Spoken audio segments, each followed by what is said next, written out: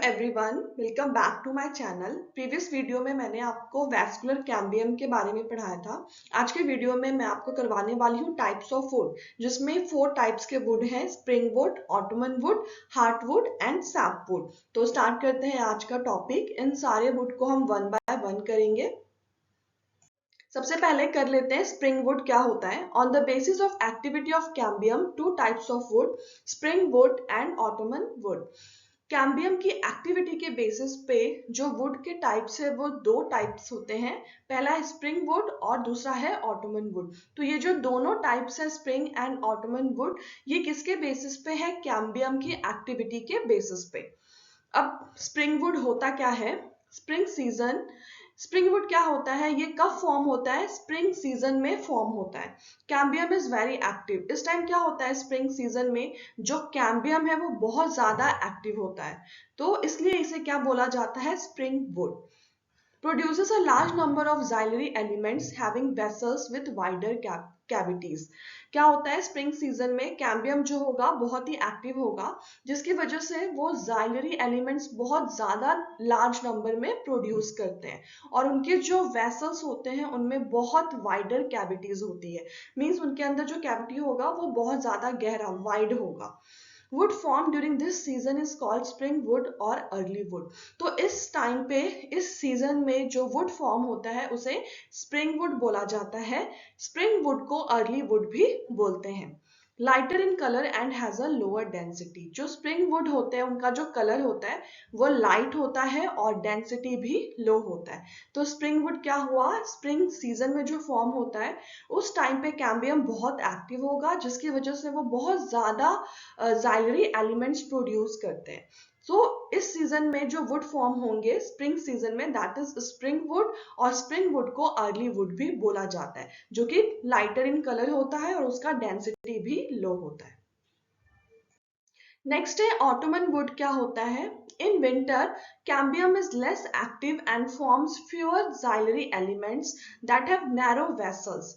Ottoman wood में क्या होता है? ये विंटर के टाइम पे फॉर्म होता है। सो विंटर के टाइम पे क्या होता है? जो कैम्बियम है वो बहुत कम एक्टिव होता है, उसमें जो एक्टिविटी होती है वो बहुत लेस होती है, जिसकी वजह से वो बहुत ही कम जाइलरी एलिमेंट्स फॉर्म करते हैं। और वो जो जाइलरी एलिमेंट्स फॉर्म करते हैं उनके जो वेसल्स या जो कैविटीज होती है वो भी बहुत नैरो होती है।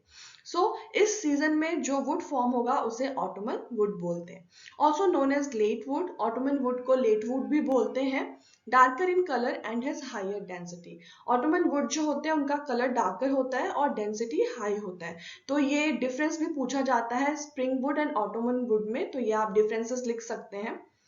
Two kinds of woods that appear as alternate concentric rings constitute an annual ring. तो ये जो दोनों टाइप्स के रिंग है ये जो दोनों टाइप के वुड्स हैं, ऑटोमन वुड एंड जो स्प्रिंग वुड है, ये एक कॉन्सेंट्रिक रिंग की तरह प्रेजेंट होते हैं, अल्टरनेट मैनर में प्रेजेंट होते हैं, और क्या फॉर्म करते हैं? Annual ring. जैसे कि ये ऐसे प्रेजेंट होंगे। ये स्प्रिंग वुड हो गया, फिर ये ऑटोमन वुड। तो ये क्या फॉर्म करेगा? Annual ring. Annual ring seen in a cut stem give an estimate of the age of the tree. आप एनुअल रिंग को जो कट स्टेम होता है उसमें भी देख सकते हैं, और ये जो एनुअल रिंग है वो ट्री का एक एज का एस्टिमेशन भी देता है कि वो जो ट्री है वो कितना ओल्ड है। तो वो किसी भी ट्री के एज का एक हम एस्टिमेट लगा सकते हैं, किसके बेसिस पे? एनुअल रिंग के बेसिस पे। यहाँ पे इमेज है एनुअल रिंग का। तो ये कट स्टेम है। यहाँ पे आप ये देख सकते हो, ये जो कंसेंट्रिक रिंग है, कंसेंट्रिक रिंग मीन्स जो सर्कल के फॉर्म में प्रेजेंट है, इसे क्या बोला जाता है? Annual ring. तो ये एनुअल रिंग की हेल्प से ही हम किसी भी ट्री का एक जो एस्टिमेट एज है वो फाइंड आउट कर सकते हैं। ये इमेज है ऑटोमन वुड और स्प्रिंग वुड का, यहाँ पे आप देख सकते हो। तो ये जो लाइट कलर में प्रेजेंट है उसे क्या बोला जाता है? Spring would. स्प्रिंग वुड को अर्ली वुड भी बोला जाता है। तो ये जितने भी लाइट कलर के आपको दिख रहे हैं वो सारे होंगे स्प्रिंग वुड, और जो ये डार्क कलर के दिख रहे हैं, ये ब्राउन डार्क, ये होंगे सारे ऑटोमन वुड, और ऑटोमन वुड को लेट वुड भी बोला जाता है। नेक्स्ट है हार्टवुड क्या होता है। On the basis of colour of secondary xylem would is of two types. अब सेकेंडरी जाइलम के कलर के बेसिस पे वुड को फिर टू टाइप्स में डिवाइड किया गया है। वो क्या है, हार्टवुड एंड सैपवुड। तो सबसे पहले देखते हैं हार्टवुड क्या होता है। In old trees, greater part of secondary xylem is dark brown. Dark brown. जो old trees होते हैं उनमें जो major part होता है secondary xylem का वो कैसा होगा, dark brown होगा। अब ये dark brown क्यों होता है? Due to deposition of organic compounds like tannins, resins, oils, gums, aromatic substances and essential oils in the central or innermost layer of the stem.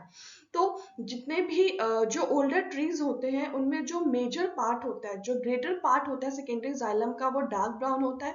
अब इनका जो कलर है वो डार्क ब्राउन क्यों होता है, क्योंकि वहां पे कुछ कंपाउंड्स हैं, ऑर्गेनिक कंपाउंड्स, उनका डिपोजिशन होता है। वो ऑर्गेनिक कंपाउंड्स कौन से हैं, tannins, resins, oils, gums, aromatic substances and essential oils. तो इन सब्सटेंसेस की वजह से वो डार्क ब्राउन कलर के दिखाई देते हैं।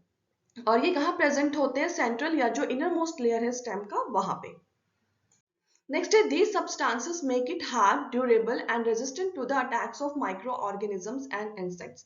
अब ये जो ऑर्गेनिक कंपाउंड्स का डिपोजिशन था जिसकी वजह से जो हार्टवुड है वो डार्क ब्राउन कलर के दिखते हैं, उनकी कुछ प्रॉपर्टीज है, कुछ खासियत है, वो ये है, ये जो सब्सटेंसेस होते हैं वो उन ट्रीज को क्या बनाते हैं, हार्ड, ड्यूरेबल, ड्यूरेबल मीन्स जो काफी समय तक चले, resistant to the attacks of micro organisms and insects. इनके वजह ये जो होते हैं वो माइक्रो ऑर्गेनिजम्स के अटैक से रेजिस्टेंट बनाते हैं। रेजिस्टेंट मीन कि जो माइक्रो ऑर्गेनिजम्स या कोई इंसेक्ट है वो उन पे अटैक नहीं कर पाता है। तो ये तीनों जो प्रॉपर्टी आती है वो किसकी वजह से आती है, उन ऑर्गेनिक कंपाउंड्स के डिपोजिशन की वजह से। कंटेन डेड एलिमेंट्स, इनमें जो एलिमेंट्स होता है वो कैसा होता है, डेड, हाईली लिग्निफाइड वॉल्स, और जो वॉल्स होते हैं सेल्स के वो हाईली लिग्निफाइड होते हैं। हाईली लिग्निफाइड मीन्स कि उनके सेल वॉल्स में लिग्निन बहुत ज्यादा प्रेजेंट होंगे। Heartwood does not conduct water but it gives mechanical support to the stem. अब ये जो हार्टवुड है उसका फंक्शन क्या है, ये वाटर के कंडक्शन में हेल्प नहीं करता है। इसका फंक्शन क्या है, ये स्टेम को मैकेनिकल सपोर्ट प्रोवाइड करता है। नेक्स्ट है sapwood. Peripheral region of the secondary xylem is lighter in colour. जो पेरिफेरल रीजन है सेकेंडरी जाइलम का, पेरिफेरल मीन्स जो बाहर का जो रीजन है वो कैसा होता है, कलर में लाइट होता है।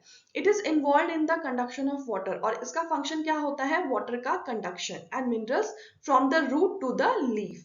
तो जो हार्टवुड था उसका कलर डार्क ब्राउन था और जो सैपवुड है उसका कलर लाइटर है।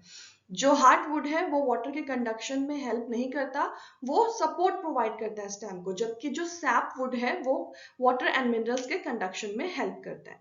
ये इमेज है हार्टवुड एंड सैपवुड का। तो ये जो डार्क ब्राउन दिख रहा है दैट इज हार्टवुड, और ये जो लाइटर इन कलर है ये है सैपवुड।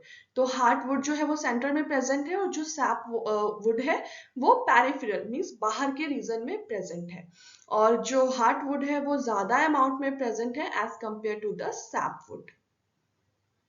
आज के लिए इतना ही। नेक्स्ट वीडियो में मैं आपको कॉर्क कैम्बियम के बारे में पढ़ाऊंगी। होप आप सबको मेरा एक्सप्लेनेशन अच्छा लगा होगा। Then please share and subscribe my channel.